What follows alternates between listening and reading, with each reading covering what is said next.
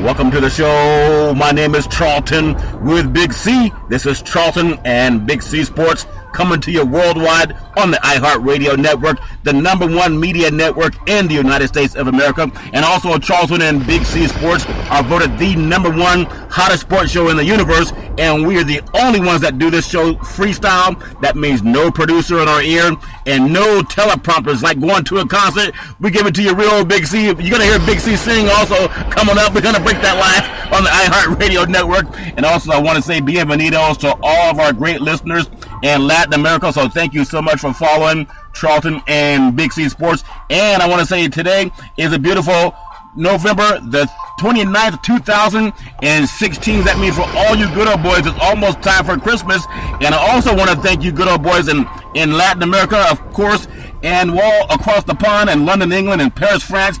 So many good things happening in the world of sports. We have Canada in the house. They celebrated their Grey Cup championship this week. And also I want to say to you good old boys in the United States, the land of the free and the home of the brave. But Big C, how's it going for you good old boys down south? Are you ready to debut your new song, Big C? Well, I don't know. It's been a little misty in the air down here, Charlton, and I don't want to bring any more tears in the rain this far. Yeah. So, I'm going to let this wait on the dry day so when we really get some drift out of the eyes and stuff, everybody will notice it and it won't be the rain falling down. That's so funny. Sometimes I remember growing up back in the day, they had this radio DJ. His name was Wolfman Jack. And Wolfman Jack always sounded like his voice was raspy, Big C. But if you look at what Wolfman Jack did, he did it live. A lot like Charlton and Big C Sports. They didn't clean up his voice, Big C, the way they do a lot of these broadcasters today. So what does Wolfman Jack mean to the world of broadcast, even though he had one of the most raspiest voices in the world of broadcast, Big C? Your thoughts on the great Wolfman? Well, Charlton, Wolfman was one of the iconic figures of the 60s and 70s and early 80s. He had a radio show out of Southern California, Charlton, that just went around the United States, and everybody recognized this man by his voice, Yeah. The Wolfman Jack show, and you're waiting on it. It's played in the evening, and you would captivate yourself around the radio just to listen to him. He played all the top hit songs, Charlton, on the charts. It wasn't about playing one genre of music. He played the hits, and that's what Wolfman was synonymous for. It's just like with us, Charlton, with what we do. We talk about the hits in sports, the hits in reality. Yeah. We tell people what's real. We keep them riveted. We're not sitting here trying to wait on somebody to tell us what to say. We know what to say, Charlton. We educate people. We want to keep our listeners informative. We don't want to be repetitive about the same things that everybody else is saying all day long. We try to take you to the inside of sports, the inside of life. And that's what we do, Charlton, because our listeners are so intelligent is that they want us to take them to where they haven't been. Well, speaking of taking people to where they haven't been, this segment is sponsored by your Northern California Cadillac dealer, home of the all-new Cadillac Escalade, the standard of the world. And when you go by and test drive it, tell them that Charlton and Big C sent you. And Big C's is the one with the mud and the catfish smell. But Big C, something else I saw with Cadillac. You won't even believe what I saw with this one. I saw a lot more people not even washing their Cadillacs out here in California. I know it's wintertime, but I see a lot more muddy cars. Do you also see a lot of muddy cars in the South, Big C, or is it just you, Big C? I think it's more me, Charlton. People down here are a little more civilized than what you have on the West Coast. It's all a facade out there, but it's plastic. This is real people. We don't have to comb our hair every day. We don't have to sit up in a salon. Yeah. We get up and walk out in nature, okay? we let the breeze blow through our hair and the birds through our teeth from time to time, okay? I understand. You remind me of this good old girl I dated down south one time. And Big C, she never did her hair. I think there's a guy named Paul Mitchell. And Paul Mitchell has a lot of hair products. Well, she was gorgeous, but she never did her hair. I'll never forget, she told me, I said, why don't you ever do something nice to your hair? She said, you got to take me as I am, or don't take me at all. So, she ended up firing me for another guy that didn't mind, Big C, but she was keeping it real, Big C. And speaking of keeping it real, I just want to bring something up. We talked about a great football game that could have been the place last night up in giving, actually, the Eagles their first loss at home was done by the Green Bay Packers and the great Aaron Rodgers. Is Aaron Rodgers slipping? I think he's played so well the last couple of weeks, Big C. He may not be what he used to be, but I'm just congratulate the guy. He threw for 300 yards, Big C. I think this is the third game in a row that he's done such thing, Big C.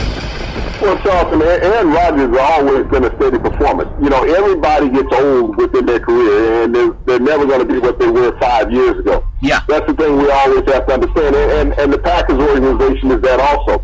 They don't have the players that they had 5 years ago in the organization to support an Aaron Rodgers. So just like any other quarterback, when the team's not playing their peak performance, people start looking at the quarterback. Yeah. You know, going into last night's performance, Aaron Rodgers had thrown 25 touchdowns, Charlton, and only 7 interceptions. Yeah. When you think about that ranking amongst other NFL quarterbacks, you're going to think that team has a winning record. And last night, Charlton, he tacked on another 3 touchdowns. Yeah. So when you think about the performance he had last night, you know, well over 300 yards and 3 touchdowns, leading his team to a solid victory over the Philadelphia Eagles, who everybody after 3 games into the season, you know, had proclaimed them Wentzville. Yeah, what happened to Carson Wentz, Big C? He's what we said. He's what we thought he'd be, Big C. I think the great Dennis Green told us that, Big C. Not knocking the guy, but you saw this before the season even began. Everybody was saying he's the next great, you know, whoever, Joe Montana or whoever, Big C. Let's look at it this way, Charlton. He was the second coming of Trent Dilfer, okay? Yeah.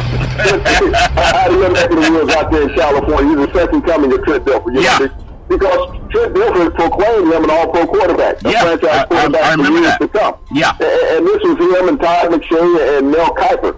You know, where is Trent Dilfer riding the bandwagon now of Carson Wentz?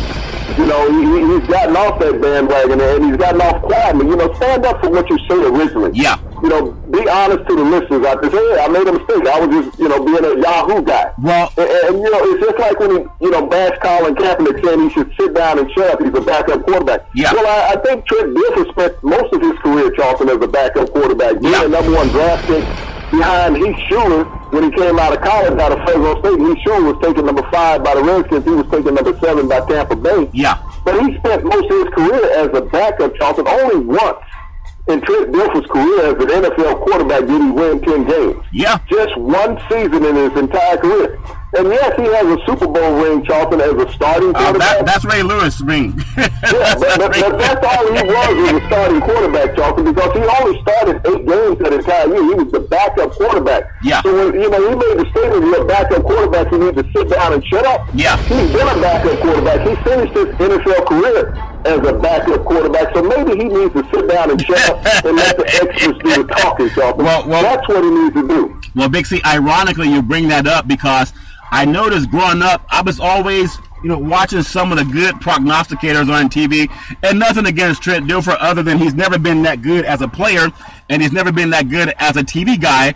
Now, the reason I said it's not just me, a lot of people say this, and everybody has a job, and not everybody's going to like us either. However, on iHeartRadio, the number 1 media platform in the United States of America, our audience is growing. We've only been on iHeart since about summertime, right around July, Big C. The ESPN has spent $1.9 billion with a B on broadcasting NFL, and their viewership is down. Okay, that's not my numbers. That's coming out of the Nielsen ratings. Their viewership is down, and we've been talking about ESPN and how critical we've been of the sports leader, Big C. It's not just us. The numbers don't lie. So they're giving $1.9 billion to broadcast NFL football, and people are tuning out for the same reason you brought up over the last year, basically, Big C. They have too many people reading. It's almost like going to a concert. You want to go see the great Prince when he was performing. You want to go see the Beatles when they were performing. Or you want to go see the great, you know, Mariah Carey or Pitbull. He's doing some things a lot with iHeartRadio. These guys don't lip sync. These guys speak from their heart. They speak from the higher alchemy. So if you're a broadcaster or an advertiser and you're trying to advertise to reach the largest audience, you know it's iHeartMedia. They're the number 1 in the country, over 250 million people in the platform every week. While ESPN, they spent more than NBC Sports, which only has 1 game a week, and they only spend $600 million to carry the NFL. But again, you brought it up, Big C. Guys like Trent Dilfer that criticize other athletes, and all they do is read a platform, Big C, or they read a teleprompter, and that's why their ratings are down. Your thoughts on that? You're very prescient because you called that before it happened, Big C. Well, Charlton, I think you forgot Tim McGraw and Faith Miller and the great Kenny Chesney also. He's a great Tennessee Volunteer fan. You know, he's grown up as a Tennessee Volunteer fan. Yeah. So when you look at it, you know, yes, the viewership is down in the games, Charlton, but also when you have so many me broadcasters concentrating on themselves during a broadcast instead of enlightening the fans to the things that they don't see. Yeah. We all see the replays. But fans want to be educated to the nuances of the game, Charlton. Yeah. And that's no longer what you have now in a color commentator. I remember when John Madden came along and we finally left the sideline and went into the booth with Pat Summerall. You know, John took the game to a different level. You had a lot of guys for a while trying to emulate John Madden. I remember Matt Millen tried to emulate him. He was one of his former players. Yeah. You know, guys like that, and they tried to emulate his delivery. Yeah. And you can't do that. You have to be yourself. But you got so many copycats that, people watching these copycats saw that they weren't being true analysts in the game. Yeah. Is that they were trying to be showmen. And that's what's been lost over the past decade, Charlton, in sports broadcasting. Whether it's basketball probably has the truest because you have former coaches that are delivering the game. So they're explaining the X and the O's and how it works. Football has gone into all these former players, Charlton. Yeah. And these former players may understand one aspect of the game, but they were never aficionados in the whole game, Charlton. Whether he's been a quarterback, running back, a defensive back, there have never been aficionados coming out there. And when you look at the analysts over the decades, over the years, the greatness, Charlton, generally have been unsung players. Yeah. Okay? And coaches that have moved into the boat. When you look at the coaches that have migrated in, because a coach has a great understanding of all the aspects of the game. Yeah. He does a breakdown synopsis, Charlton, when he's in the booth. But, when you look at the guys now on TV, they're trying to find sexy. Sexy, I'm not going to be on TV. You retire. You retire like Billy D. Williams, Big C. Is that what you're saying? But I would rather enhance someone's viewing. Yeah. By enhancing what they hear. Yeah. If you go back to the original days of broadcasting, Charlton, the greatest days of broadcasting, the golden era. Yeah. And that was pre-television. That was radio. And one just retired, Vince Scully, the great Vince Scully. Amazing. He started out when there was just radio. Yeah. So Vince Scully knew how to tell a story. If you look at Joe Buck and his dad, John, his dad could tell you a story during a broadcast. He didn't rely on the television vision. Yeah. He explained to the fan what he didn't see, but what he could see through his ears. Yeah. And that's what it is. And not making light of the situation. When we look at the people who have a sight impairment in life, they understand so much through sound. Yeah. That they can visualize without seeing, Charlton, through the sound of what's given to them. And that's what a sports analyst and broadcaster should do. Yeah. Is that he should enhance the pleasures of the listening and viewing audience, Charlton, in watching the game, not sit there and talk about himself. Yeah. Give the fans what they're not seeing on the field. We see the run, but who made the key block? Yeah. So often I watch a game, Charlton, and I'll see an analyst sitting there talking about a guy made a block, and the guy missed the block. Yeah. Because he's guessing. Yeah. He's not really watching the game. And that's part. So, yeah, go ahead. Come back with that replay. Go ahead, see. I think we cut out a little bit there, Big C, but we'll get you back on. I just want to say that when we look at what's happening in this world of broadcast, sometimes people you have to have people who can do it impromptu, extemporaneous. And a lot of people, they don't speak extemporaneously anymore, but they're so used to reading. And I think that's what's happening, is cutting people off, Big C. And I think we may have gotten you back on your signal, Big C. Go right ahead, sir.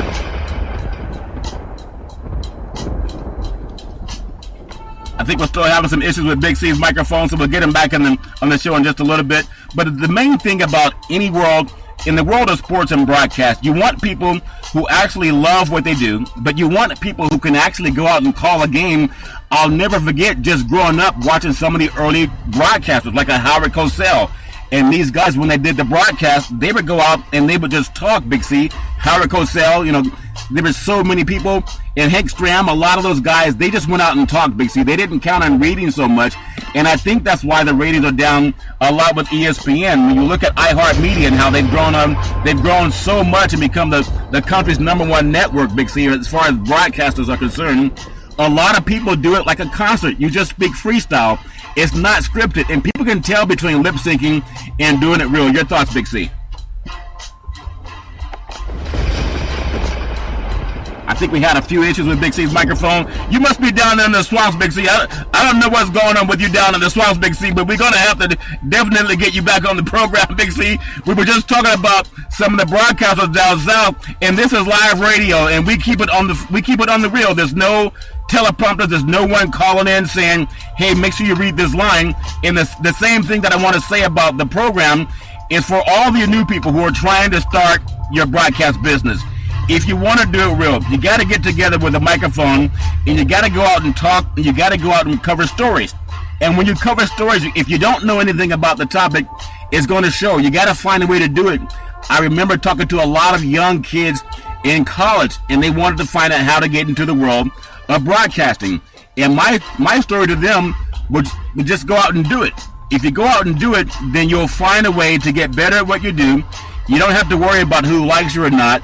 You just find a way to do it. I think we're going to get Big C back on. I hope you didn't get eaten by one of those alligators down there in the swamps, Big C. Are you back on, Big C? I think we're still having some issues with Big C's microphone, but we're going to get him back on the program anyway. And again, when you deal with iHeartRadio or you deal with anybody else in the program, you got to make sure that what you do is as real as you can make it. Nobody can say that they're the best in the business at everything that you do. But one thing that's for sure is when you find a way to get in front of a microphone, if you just tell people, the audience, what you see, don't worry about what other people are seeing from their point of view. Big C, I think we got, are you in the well of that alligator down south, Big C? I hope you're not, but we're trying to say, we were talking about the broadcast business, and I know you're out there swamping, Big C, but your microphone dropped off. I think you're back on the line, Big C, but we'll give you a chance. Are you there, Big C? I think we're still having some issues with Big C microphone, but we'll get him plugged in anyway. Big C, are you there now? Somebody splashed up on me there, you know. Yeah. Go right ahead, Big C. You can't always be outside, you know. We're doing this just like a live game, you know. Yeah. They're always in the middle of everything, you know. And it's hard to get inside at night, you know. The weather's so gorgeous down here. Yeah. You know, the fresh air, Charleston. It's like being in the game without sweat. Sweat. Well, that's funny because we were talking about the ratings, and because we love this business so many times, and I remember working at Salem Media a couple of times, or even back in the day when I started broadcasting in college, sometimes the power goes out, but the show goes on. And just like what you've seen here, this is real sports talk. This is Charlton and Big C Sports. Even when an alligator gets Big C's microphone, we keep going. And speaking of microphone, this segment is sponsored by the California Lottery. What can a buck do for you? We know that Big C may have won that $420 million because he just happened to be driving through Tennessee and they spotted some mud tracks from the store that won the lotto ticket. Big C, I said, wait a minute, that's too much of a coincidence. The guy who won the lotto ticket, he left a lot of mud in the driveway. Big C, any hint, Big C, as to who it might have been? Well, you know, it was a group of factory workers, Charlton. It's good to see people like that win the lottery. When you get a group of people who work together for many years, yeah. Just like in sports, you know, you talk about life and sports paralleling each other, Charlton. This was a team effort in winning that mega lottery, Charlton, over the weekend up in Tennessee. Yeah. You know, all these people that were involved, all these co-workers that have known each other for years, they're all going to receive $7 million. They're going to take the lump sum settlement. They're all going to receive $7 million apiece. So I guess that's some jobs that Donald Trump saved. They're retired. Yeah. You know, people will take over what they were working at, Charlton. But, yeah. You know, congratulations to those winners. You know, very deserving people, you know, who are dedicated to what they do with the numbers. Just like in sports. Sports is about numbers, Charlton. Yeah. Being consistent with the numbers that you produce. Whether it's playing basketball, baseball, football, track and field, soccer, Charlton, hockey, it's all about numbers and production. And we see that this past weekend in the NFL with the production of some great players. You know, you look at the Drew Brees. Yeah. Nine times, Charlton, this year he's passed over 300 yards. You know, just a tremendous quarterback, Charlton. Yeah. I mean, he just, week in, week out, he doesn't have a supporting cast in New Orleans. And, you know, when you look at some of these quarterbacks around the league who are not getting the job done, but Drew Brees gets the job done, Charlton, week in, week out. And, I don't hear anybody blasting the supporting cast around him. You know, he and Aaron Rodgers play basically on the same level. Yeah. You know, and Drew Brees never gets the credibility of being one of the elite quarterbacks in the NFL. You always hear Rodgers, somebody else. Brady. Yeah. You know, but you never hear Brees. If it came down to taking a quarterback, I'm taking Brees. Yeah. Because show me decade in the NFL, period. Even though he's only won one championship, and there's a lot of quarterbacks that haven't even had that opportunity. Yeah. But he's one quarterback. If I had one game to play, if I had a season to play, I want Drew Brees. Well, I think one of the things about Drew Brees, and everybody wants to talk about, let's contrast him and the great Brock Osweiler, who has a hard time throwing for 100 yards, and when he does, it's usually at least 50 of those yards on interceptions, Big C, for the great Brock Osweiler. But everyone was so in love with the fact that he's 6'7" or 6'8", and he has a rifle for an arm, which he really doesn't. He's not that accurate. It's amazing to me that Houston is still in first place. In fact, looking around the AFC, and you talk about Brees and how consistent he's been, and what happens to them is they're always, he has to always challenge the Falcons or sometimes Tampa or Carolina, Big C, so that's always tough too. But in the AFC, when you look at the top teams, you have New England at 9-2. Of course, they're leading the AFC East. You have Oakland Raiders at 9-2, and they're leading the AFC West. And now the Baltimore Ravens are 6-5, and they're heading the AFC North. I think Pittsburgh will ultimately claim that spot if Roethlisberger can stay healthy. Houston Texans, I see them dropping. I think Tennessee might even come out of that bracket. Kansas City is kind of scary because the Raiders have to go on the road and play them. And then the Miami Dolphins, I think they're 7-4. They've won 6 in a row, but I'm still not that impressed. They went down to the wire and barely got a win against San Francisco at home. Just your thoughts on how the AFC is looking to you when you talk about quarterbacks and leading their teams, Big C. Well, Derek Carr had the finger situation against Carolina over the weekend. He'll be okay. He had a double dislocation. Yeah. And his pinky finger on his throwing hand. But, in the NFL, you put a little hurt no more on there. A little dislocation. Yeah. Maybe a Band-Aid. And that black glove, too. That black glove. Something happened to that black glove, Big C. That black glove. Get those numbing agents. And he'll be okay. The Raiders are doing fine. The receiving core that they have, the running game is coming along. But the defensive ends, Averill and Mack, Johnson really stepped it up last week against Carolina. Gave Cam Newton a hard time all game long. So, as long as they got that pass rush coming off the edge, they're able to clog up the run in the middle on the defense, the Raiders will be fine. I don't see anybody catching them. It's going to be a tough, tight battle with Kansas City. Yeah. I think Denver is taking a step back. But, you think about the old days with the Raiders and the Chiefs, back in the 70s and 80s.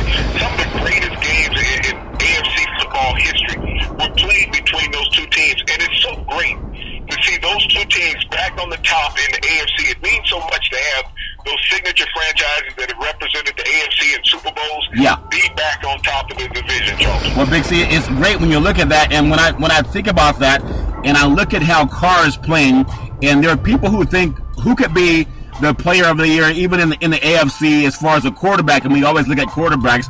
I look at Carr and what he's done for the Raiders. I think there's a significant drop-off when Carr's not in the game, throwing the ball out to Crabtree and Cooper. And I think when you look at the AFC, we've already seen how even when Brady's not there, the Patriots found a way to win games. They only lost one game without him. If you look at Big Ben Roethlisberger, he makes such a difference for the Pittsburgh Steelers. I think those are the guys, and even Flacco makes a difference for the Ravens, Big C.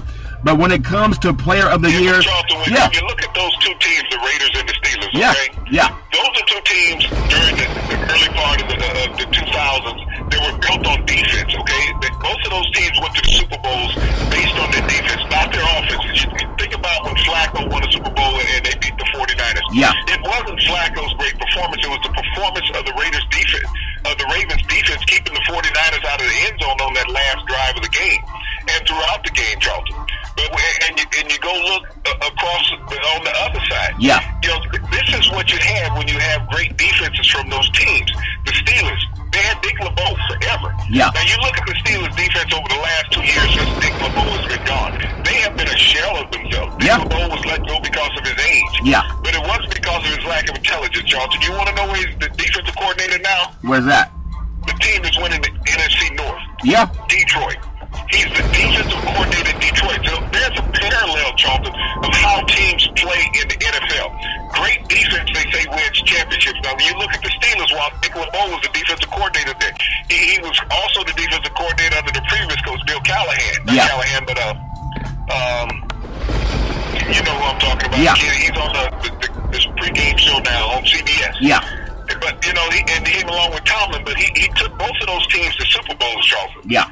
And now you look at the Detroit Lions, the resurgence of that team. People have talked about Matt Stafford coming back with fourth quarter drives, winning games. 7 times this year. But what put them in the position to be able to go down and win in the fourth quarter? Yeah, the defense. He said stopping their opponent, Charles. Yeah, I agree with that, too. Was the coach. I had the brain. Is that moonshine, Big C? It's just the moonshine. Hey, blame it on the microphone, Big C. You lost the first microphone, but just like a true player, you went like Derek Carr. You went to the locker room and grabbed that old mic that had that rusty moonshine on it, Big C. So now you're back in business. We had the show must go on, Big C, no matter what. And speaking of the show going on, this segment is sponsored by United Labor Guaranteed Life Insurance up to $100,000.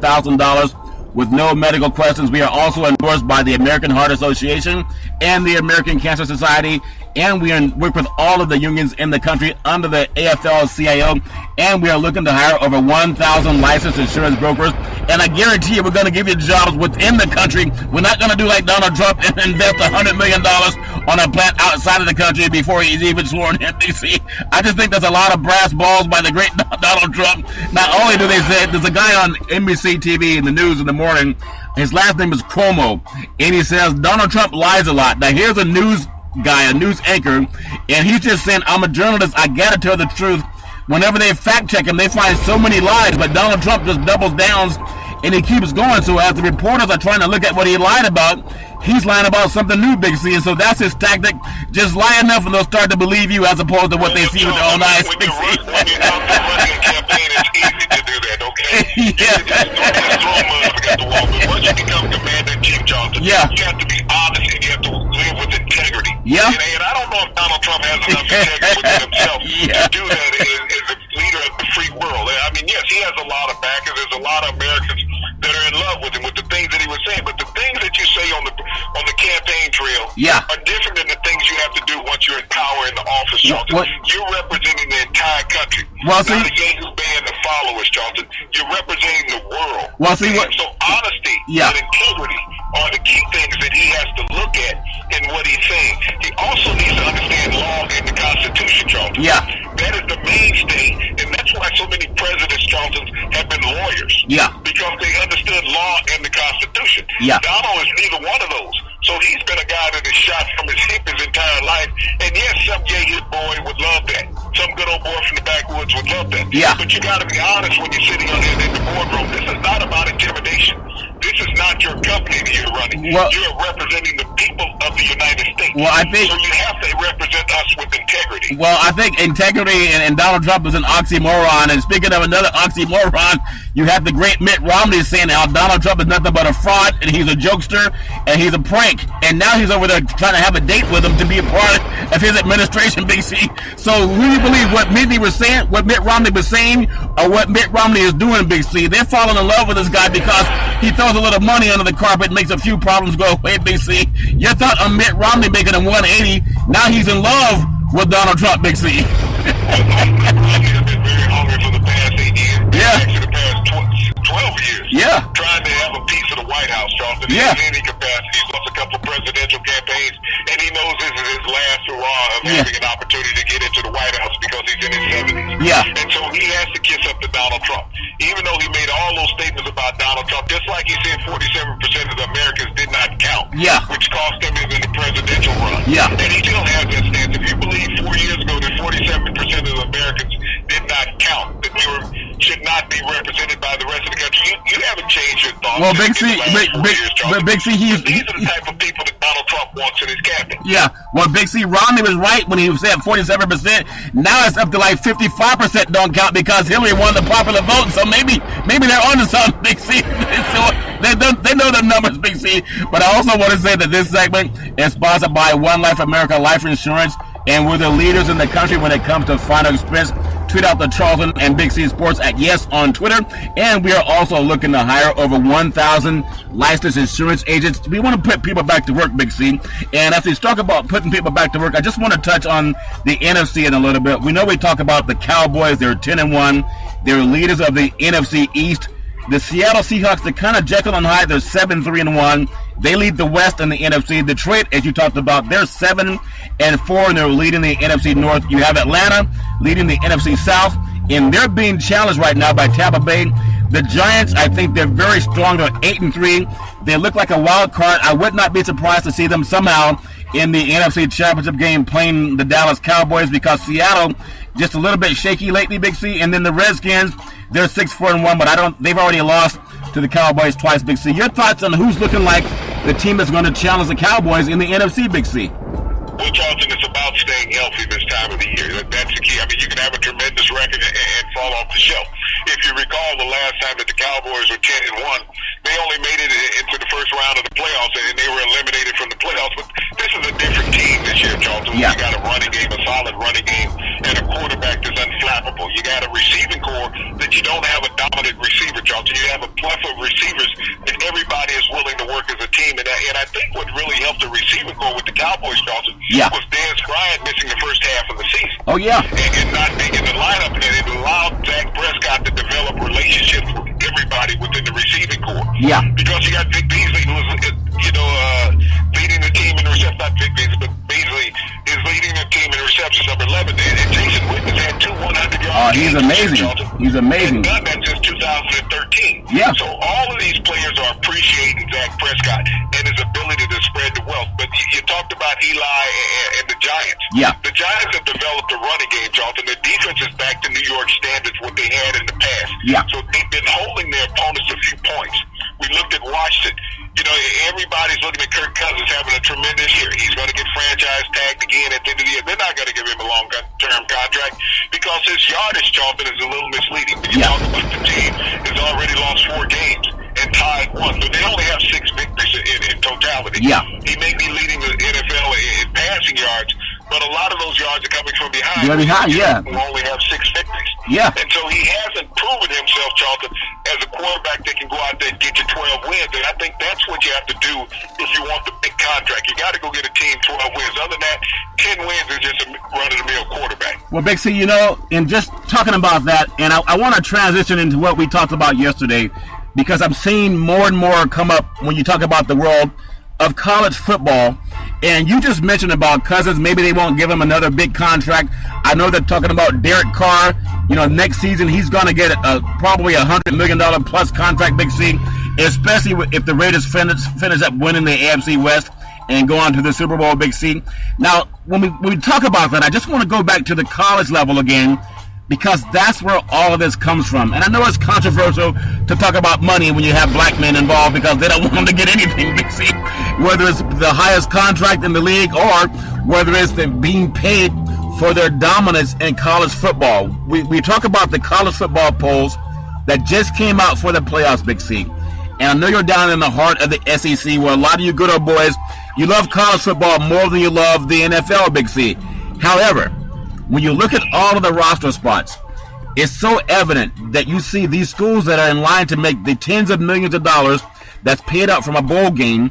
A lot of them would never get this kind of money if they did anything else as far as coaching. But you have these coaches that are in charge of a lot of young African-American talent. A lot of the African-American talent comes from communities that may not be what you consider mainstream income, Big C. I'm not judging. I'm just saying it's almost a fact when you look at the economics. Why is there never an emphasis on talking about the equality for being able to get paid for your labor? Someone has to bring it up. I think Big C Sports on iHeartRadio, we're the only ones that do it consistently. ESPN does it maybe for 1 or 2 shows a week or 1 or 2 shows a month, Big C. But we're talking about it all the time. Have you noticed anyone outside of us saying you got to find a way to give these guys some money, Big C? Your thoughts? Well, Charlton, it starts with the governing body of the NCAA. You have to look at the face of that board, okay, Charlton, and tell me what they look like. What color are they? It comes down to that. Forever, Charlton, you've had these caretakers making money off of menial labor. And that's technically what athletes are in college. They're menial labor. They go out there, they say they're not highly skilled, but they are skilled. Yeah. Their skills allow you to make a lot of money. All they're saying is point them in a direction and they will perform. Yeah. That's not true. Because the coach, that coach who you're paying millions of dollars, and I look at the scenario with Tom Herman, who was just hired by the University of Texas, okay, Charlton? Yeah. Texas moved in 1 week over 2 coaches, $57 million, Charlton. $57 million to cover 2 coaches' salaries in just a matter of 2 days. Actually, not a week, in 2 days. Yeah. And buying out Strong, buying out Herman, and giving Herman a contract. $57 million, Charlton. Now, you think about all the athletes on the University of Texas, even talking to all the athletes at the University of Houston, that Herman just walked away from it. See, a player can't walk out of his scholarship, Charlton, and just go to another school arbitrarily. He's held. He's property. He's owned, okay? Let's be realistic. What is ownership of another person, Charlton? Slavery. Yeah. Okay? We thought that was abolished with the 13th Amendment, and it was not. Because that's the ownership that the university has over student-athlete. He cannot arbitrarily just say, hey, I'm tired of being here, and I'm just going to walk away and go to the school of my choice and pick up a scholarship. They don't allow that. Because the people who are controlling the NCAA, Charles, are just like the 13th Amendment. You do not have the right to free movement. You don't. You know, we will limit what your ability is to function in American society. Yeah. And that's what happens. We've seen so many coaches fight African-American players who want to transfer. Let's look at Alabama. They had a white quarterback who started the season, a freshman, redshirt freshman. Yeah. He got halfway through the second quarter. They brought in a true freshman, Jalen Hurd, Charlton, an African-American quarterback. Alabama stepped up to tempo and performing, and I think some team from Southern California that kicked the crap out of in their first game. Hey, they drugged them with a moonshine, Big C. That wasn't Gatorade they figured out after they had it sampled, Big C, as to why they were so listless when they played Alabama. But, you know, you think about it. What would Alabama's season be like if Jalen Hurd had never stepped in at quarterback? Yeah. What about if Clemson, who is ranked number 2 in the country, take that back, Ohio State is ranked number 2 in the latest poll. Yeah. Ohio State, J.T. Barrett, has been around that campus for 4 years. That team has always been ranked in the top 5 ever since they've been there, Charlton. All they've done is won. Yeah. They've won a national championship since he's been there. Let's look at Clemson, number 3 in the country, Deshaun Watson, Charlton. Has all the ACC records as a quarterback. He stands for over 100 touchdowns since he's been at Clemson. Wow. He's tied Phillip Rivers and Taj Boyd for touchdowns as a quarterback in ACC. All 3 of them. Well, Taj Boyd was an African-American. Couldn't make it in the NFL. Phillip Rivers has been around 12 years. Yeah. The difference, color. But when you look at this, Charlton, how would these teams, those top 3 teams, fare without their African-American quarterback, Charlton? Well, see, Big C. I would beg for somebody to show me in those coaches sitting there making a decision on who's number 1 through 5 or 6 in the country. Pull out those African-American players off of all the rosters. Replace them with equally talented white players, or can you find them? And we're not being racist. No, it's we're being realistic. You show me what fan goes to the game that does not cheer for the African-American players. Well, I see, and that's part of it. They cheer for them not because they're African-American, but they cheer for them because they have their team uniform on, Charlton. And that's part of the exploitation that Jay Billis talked about. And this real talk, so because of numbers, and we talk about how much money that they gave the coach that left the Houston Cougars just kind of, bye, I'm out of town, honey, I'm gone. And he went and married somebody else right away. He didn't even have a honeymoon. He left from one house and went to the other house and married another woman. Okay, that woman's called, university. It's football, right? However, when he left the house and went to marry this woman down at Texas, Big C, think about what happened with African-American talent. These African-American athletes, primarily the quarterbacks that are leading their team to the national championship arena, they contribute for almost $1 billion of revenue because of these final 4 games. So 3 of the 4 quarterbacks that start will most likely be African-American. They're contributing for almost $1 billion. NBC Sports only pays $600 million to carry the NFL for the whole season. In 2 weeks, Big C, because of all the money tied up in sponsorship, advertising, hotels, going all around the country, concessions, over $1 billion will be produced primarily by the aid of 3 African-American players, because they always give the quarterback the leadership role, and they got no money to show. Over $1 billion and no money to show for it? What made Tom Herman great at Houston? Tell me. Greg Ward Jr., a young African-American quarterback, made Tom Herman a great coach. Okay? Because when Ward wasn't playing, Houston wasn't winning. No. He got hurt last year prior to the conference championship game. They didn't make it. And they had the same head coach, but they didn't have that same quarterback, John. Yeah. Okay? Ward got hurt earlier this year after Houston had gone on a run and could not play well in a couple of games, but they had the same coach. So what was the difference in that program, Johnson? Was it the coach or was it the quarterback? When that quarterback went out, that team was not the same team, Johnson. Yeah. So is it the coaching or is it the players? Well, Big C, people can say that all the time. This is a great coach. Yeah. Okay, but when they lose, who when that player is down, that team player. Yeah. Now, I'll give you credit to a coach, and I'll go to Urban Meyer 3 years ago, the first championship games that they had, when he lost J.T. Barrett as a quarterback. Yeah. What did he do? He brought in another African-American quarterback. What did he do? He won a national championship, Charles. Yeah. We haven't seen that anywhere else. Well, so you go bring a guy in who's been on the bench all year, Saul Johnson, and he goes out and plays better than the guy that you had, and he's now in the NFL. Yeah, that's true, Big C. So when you look at that, and you say that these guys are talented, no, the guy is a great student and knowledgeable of the game. It wasn't that he was a superior athlete, he was a superior quarterback, Johnson. And speaking of superior quarterback, he was a superior quarterback. Right. I understand, Big C. And speaking of superior quarterback, in the final 5 minutes of the program, this segment is sponsored by BeneathHisWingsFoundation.org and CYN Entertainment. When it comes to entertainment, Cynthia Evans, she's the best in Northern California. In the final 5 minutes, Big C, I just want to ask the solution, because if anyone would sit back and brag about how a coach leaves, just abandons another school, and the next day he's married to another program, Big C, the next day, not even 6 months later, over $1 billion will be generated primarily by these 4 playoff teams, Big C, and 3 are led by African-American quarterbacks. There has to be serious conversation as to how the white establishment, and that's about 90% of college football, they're going to share over $1 billion in revenue. $1 billion with a B. The young black kids get $0. Zero. At some point in time, there has to be some attorneys that are not drunk on moonshine or bought off by the NCAA that's got to say, well, I know it's down in the SEC. Okay. I understand. Okay. But we got to realize at some point in time, $1 billion is a lot of money compared to the guys who help you make it. They get $0, Big C. In the last 3 minutes. Let's look at a bit of fairness here, okay? Yeah. If a player transfers universities, what is he forced to do? He can't play. He's forced to sit out a year, okay? Yeah. Why can't that same rule apply to coaches, Charlton? Why can they not have to be forced to sit out a year? You walk away from the university. Yeah. You walk away from 100 athletes that you've recruited and lied to their parents to say that you're going to be there and you're going to see them through graduation. Yeah, just you left. walked away because you saw this prettier girl wearing a shorter skirt, okay? Yeah. So you left them.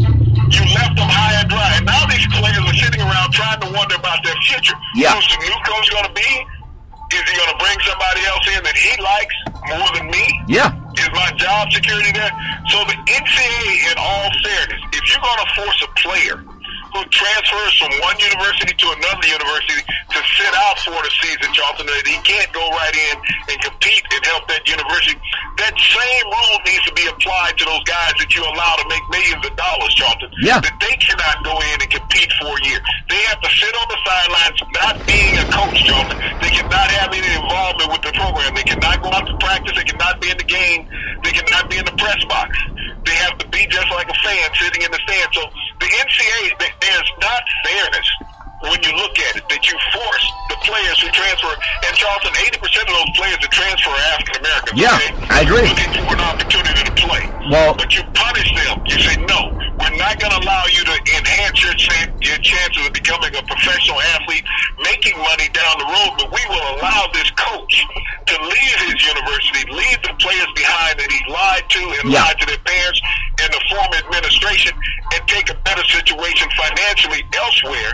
And he can go and immediately start working, getting paid, and coaching players. It's unfair, Charlton. That's ownership of somebody else, and they don't have the freedom. That's what we talk about in the 13th Amendment. You do not have the right to be free as an American. Well, Big C, I agree with that very much, and I hope that some point in time we have attorneys that will get together and say, if $1 billion is being made by an institution predominantly Caucasian, about 90% of the power structure is, and you have the talent that makes it happen, they get $0. That is just wrong, even if you're Donald Trump, if you have his reasoning. I hope that guys like Jay Billis, or even some of the black coalition of lawyers across the country, can realize the exploitation that's going on is a big money grab, and they have no power to fight it unless they get some sharp-minded attorneys involved. I hate seeing $1 billion cashed out in the bank and 90% of that money goes to white hands. It just doesn't make any sense when about 80% of the talent that produces it is African American. It's still wrong. It doesn't matter what color, but this is very much, it's a color thing, and I hope that people will see that for what it is.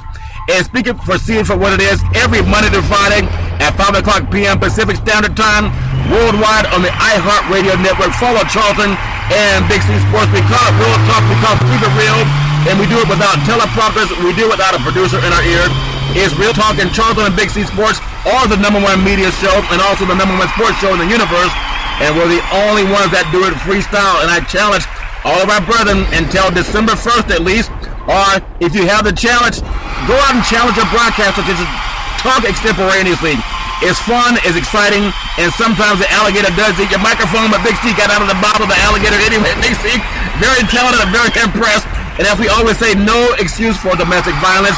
Never ever hit a woman. If you see any woman going through garbage, just call 911 so she doesn't have to do it alone.